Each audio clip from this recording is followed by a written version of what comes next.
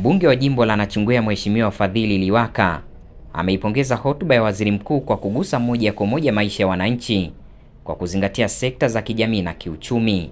Amesema hotuba hiyo imelenga kuongeza tija katika sekta mbalimbali na kuboresha huduma za msingi kwa wananchi.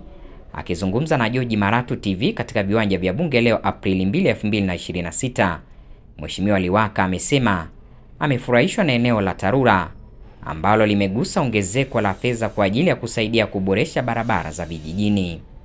Lakini ukichukua hotuba ya Waziri Mkuu ambayo inakwenda kureflect hotuba yake ya siku ya kwanza kabisa jina lake lilipoletwa bungeni na kuweza kuthibitishwa, ukisikiliza, ukiitazama, imekaa kwenye kuhudumia, na huduma ndio imekuwa msingi wa mwelekeo wa serikali ya awamu ya 6. Na mimi binafsi nimeisoma na nimeiangalia vizuri. Kwa upande wa tija kwa Watanzania umejielekeza kwenye ile miradi mikubwa ya kimkakati, lakini pia tija za kisekta, ambapo kwenye eneo la madini, kilimo, usafirishaji kama nilivyoeleza mwanzo. Lakini kwa maana ya wananchi wa jimbo la Nachingwea, hotuba hii ya Waziri Mkuu imejielekeza kwenye utatuzi wa changamoto ambazo serikali inaendelea kuzifanyia kazi kwa muda mrefu.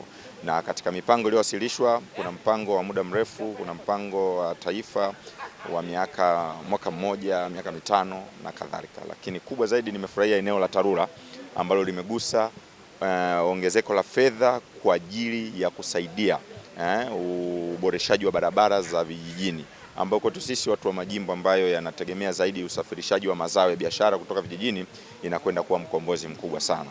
Aidha, amesema eneo jingine ni suala la pembejeo za kilimo, kwani wakulima wengi wanategemea kilimo, hivyo pembejeo hizo zitakuwa mkombozi kwa wakulima.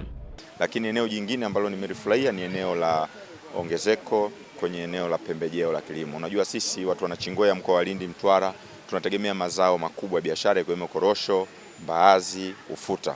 Lakini ukitazama kwenye hotuba unaweza kuona mpango wa serikali na tija ambayo imewekwa ili kuongeza uzalishaji na kuboresha masoko katika kuhakikisha wanatoa pembejeo nyingi.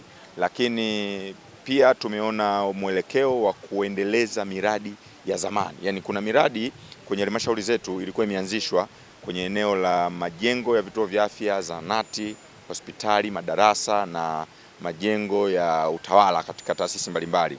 Yamekuwa yanajengwa, yanaachwa, yanaanzishwa mapya. Lakini ukisoma bajeti unaona kabisa mkakati wa serikali katika kuhakikisha kwamba huduma hii ya kumalizia majengo haya unafanyika kwa haraka na spidi kubwa. Lakini kubwa zaidi ni swala la utatuzi wa changamoto ya zile za kero za wananchi.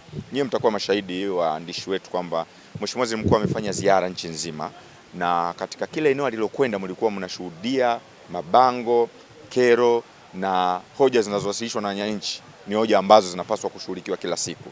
Kwenye hotuba imepambanua wazi kabisa kwamba moja kipaumbele cha serikali hii ni kuhakikisha wananchi wanatatuliwa changamoto zao wakiwa kwenye maeneo yao. Kwa hiyo sio jambo la kusubiri viongozi wakuu wa nchi wafike ili kero za wananchi ziweze kuwasilishwa. Inakuwa picha isiyoeleweka.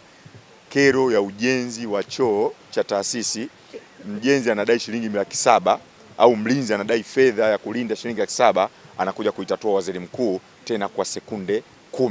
Sasa hili jambo limetupa matumaini, na nafikiri kama tutakwenda na maono ya Rais wa Jamhuri ya Muungano wa Tanzania na serikali inayoiongoza katika kuwafikia na kuwahudumia wananchi, basi hotuba ya Waziri Mkuu imereflect na imetoa mwelekeo wa kule tunakoelekea.